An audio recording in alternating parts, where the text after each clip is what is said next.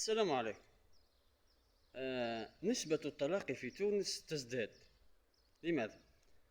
السبب الرئيسي هو شيئان: مجلة الأحوال الشخصية والقانون الذي مع المرأة. أمس شاهدت فيديو لمرأة قامت بتعقيد يعني شهرية رجلها، نقول نحن الأجر الأدنى متاعو. فطبعا أخذت كل أمواله. عندما قلت الزواج في تونس أكبر كذبة، طبعا هو أكبر كذبة. لماذا؟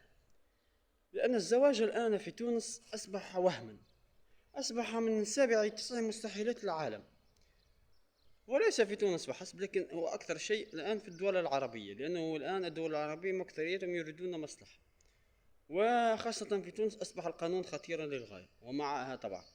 لهذا أن الزواج في تونس سوف يكون بمثابة ورقة ضغط على خاصة الرجل. صديقي العزيز، نصيحتي لك: لا تتزوج الآن.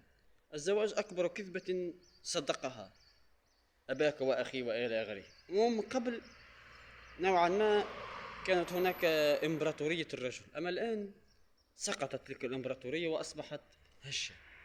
القانون الآن معهم، فتحذيري لك هو ألا تتزوج.